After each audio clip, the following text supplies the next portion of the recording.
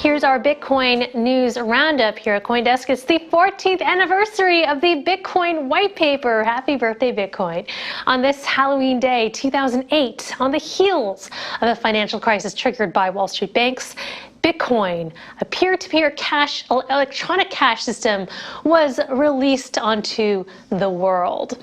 Its author, pseudonymous creator Satoshi Nakamoto, introduced the paper to a cypherpunk email group, writing, quote, "I've been working on a new electronic cash system that's fully peer-to-peer with no trusted third party." Satoshi's invention took root, and Satoshi's role as a leader was revered but also distanced. Early Bitcoin adopters praised Satoshi but also warned that this open source project belonged to the community and they could always fork it away. Since April of 2011, nobody has heard from Satoshi, and to this day, nobody still knows who Satoshi is. But the Bitcoin network thrives and lives on, and its native coin has grown to a market capitalization of $400 billion, spawning and inspiring an ever-expanding industry of crypto, blockchain, and Web3 projects across the globe. And it all started with Bitcoin. In those early years, our next guests were there to witness it all. Bitcoiner Nolan Bauerle and Jimmy Sung, the author of the Little Bitcoin book. Welcome, Jimmy and Nolan. Great to have you. Thanks for having me. Always a pleasure. Okay, so as you reflect on another year of Bitcoin, what comes to mind this time around? And I suppose, Jimmy, we'll start with you.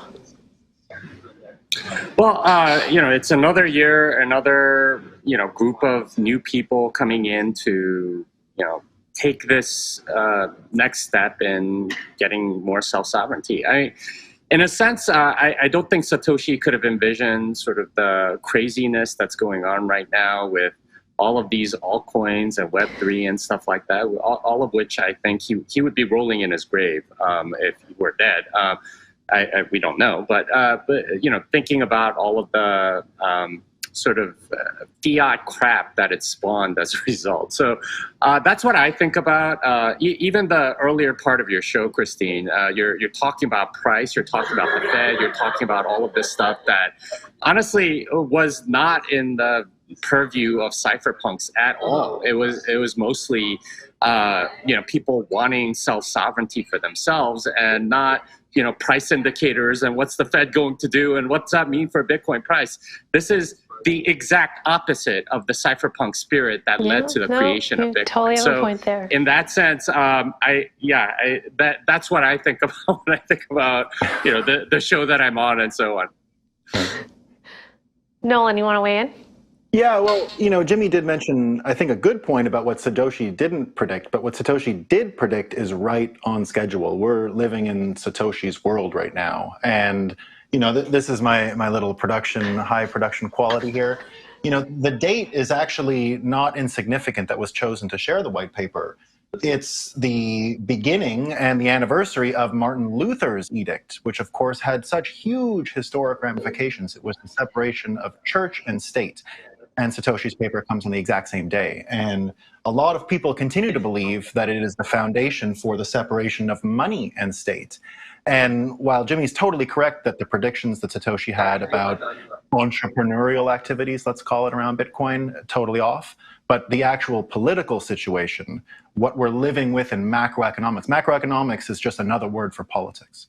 And what we see is, maybe you showed a lot of indicators at the beginning of the show about Bitcoin's performance lately, but the other side of the trade, the reasons to sell dollars, never been higher, right? We're betting on the separation of money and state here. And the things that are breaking at a faster and faster rate. And the importance of the paper another year later is look at the gloom out there. Look how people are living these days saying, oh, this is the end of civilization, so much trouble. Bitcoiners, another year, just like Satoshi, the gift he gave us is the ability to predict the future. No one can predict the future, but we can at least envision it. We have enough information now with Bitcoin to populate a golden age. We can imagine a golden age in our mind of people coming together with money that we can actually count. And we don't have that now, right? Science is broken, Wall Street's broken, what are these people talking about, this and that, right? Very confusing stuff. You need an IQ of 130 just to save money. right? Like, it's hard for people. So we see people out in the world right now. There's never been more anxiety and stress about the future for people who don't know the good news. The good news is we have a formula to separate money and state. And another year of that just means another year of we're on the schedule. A lot of Bitcoiners have imagined where the world would be today, right? We haven't had to adjust our outlook on things. And here we are, continuing to populate what we think is a golden age. And we think we're on the cusp of it. We're not worried about what's going on in the midterms and who did what, about the politics and everybody's fighting. We don't care. Right? Another year of not caring while other people care. Nolan, I love the visuals. All right. Has Bitcoin now lived up to its promise to be a peer-to-peer electronic cash system, or is there more work to do on that end, Jimmy? Well, I think you're implying that perhaps that, the 2017 block size wars were fought for, some alternate purpose, and that maybe the blockstream spies took over Bitcoin or something like that. I think that's a talking point that's very, shall we say, altcoiny. I think for Bitcoiners like myself, I think it's done great.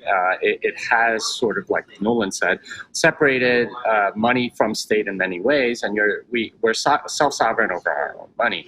As far as the transactional capabilities go, I don't think that matters all that much. I mean, eventually it will get there, and certainly in places like El Salvador, it's beginning to happen. There's a couple on Twitter that I just read about that spent the last 25 days living on Bitcoin in El Salvador. So that sort of thing is coming. But we need the rest of the system to grow first. And I honestly think that altcoins have prevented Bitcoin adoption in many different ways. And this conflation of crypto with Bitcoin has been the thing that's not made Bitcoin more popular than it is now. It's the confusion and the sort of fiat mentality that goes with it, the rent-seeking desires of all of the people that are taking in altcoins that have prevented the adoption that we could have. Okay, well, I mentioned that because I'd say the top criticism among the critics is that, well, we don't use Bitcoin in our daily day-to-day transactions and it's too volatile. Maybe, Nolan, you can weigh in on that. And do altcoins hamper that vision? Well, so let's break it apart, right? Let's take, again, predictions. Take all Wall Street, all of it. I'm saying everything they ever produced from before 2020. Every researcher, every analyst, everybody. Everything they ever produced is garbage. Because the thing they measured it by, the value of the dollar at the time, the numeraire in arithmetic, right? When we're doing fractions, the thing you divide it by changed. That means everything that came with it changed. It would be like in the metric system, just changing the qualities of water. If you're American and you don't know about the metric system is just, well, water freezes at this temperature and boils at this temperature. So we're going to say that's 0 and we're going to say that's 100. And then from there, we're going to create Celsius in the metric system, and even meters and kilometers are all functions of the properties of water under different conditions, temperature, pressure, etc. That's a cubic unit of a liter of water turns into a meter if you follow the math. And so when I hear that Bitcoin's volatile, well, Bitcoin as a measuring stick remains the most accurate measuring stick in finance. You have to measure things against Bitcoin already to make any sense of it because nothing else held any value. It would be like trying to create quantum physics out of water whose properties just arbitrarily change. So when we talk about volatility, Bitcoin remains, in terms of time and amount of Bitcoin, a stable commodity through which we can actually count other things. It's a reference. So whether it's used today in P2P for buying coffee, of course, the typical explanation. Well, remember that when we removed third parties from my graph here, right, it was about removing the church. They had memes too, right? It was truth between you and the Bible, truth between you and God. You don't need a Catholic church. You don't need a priest. You don't need all these third parties. Now, what Bitcoin's allowed us to achieve is, even in the world of education, art, for example, spreads word of mouth, right? Person to person. Books, movies, Hollywood will tell you they can put out a huge ad spend on a movie. If the movie's crap, no one's going to watch it, right? It won't work. And we know that Bitcoin, like the best art, continues to be transmitted to other people through individual interactions. And that is much more powerful and persuasive than the marketing campaigns that are required to keep the yen afloat, right? We don't know what happened. Was it $600 billion they spent last week keeping the relative rate with the US dollar fixed? We don't know. No one knows. No one's aware. We don't know. But in Bitcoin, we know. And that's a major difference, especially going forward. Because when we hear about these anxieties that people have about what's going to happen next, and is this the fall of Rome and all this other nonsense, right? Bitcoiners don't have that kind of problem, right? They're very optimistic about the future because they can actually picture it, envision it. You know, they understand, they can measure it by Bitcoin. That's why Bitcoiners say infinity over 21 million. It's the whole world, right, divided by 21 million. The 21 million becomes a countable thing. Jimmy, on the tech side, what developments would you like to see most in Bitcoin? And I know the developments are very incremental, but we did see Taproot. And what would you like to see next? Well, I mean, Taproot itself is a major improvement, and I don't think we know the ramifications of that because it hasn't filtered through the industry. But I do want to touch on a point that you made with respect to the criticism of Bitcoin that it's not used for commerce enough or something like that. I find that argument incredibly disingenuous because the altcoins that are making this argument, they don't have anywhere near the transaction volume that Bitcoin does, and in fact, if you count Lightning and stuff, it's a tiny fraction of a fraction. So this is not an altcoiner argument. This is from legacy finance. Yeah, and for the no coiners that are making that argument, they're expecting a complete like adult human to be born to a pregnant mother or something like that. It needs time to seize it. It needs time to grow. And honestly, a lot of the altcoin stuff that's happening is rather. They work together with the no coiners to make this argument, and it's not purely a no coiner argument. I honestly don't think so.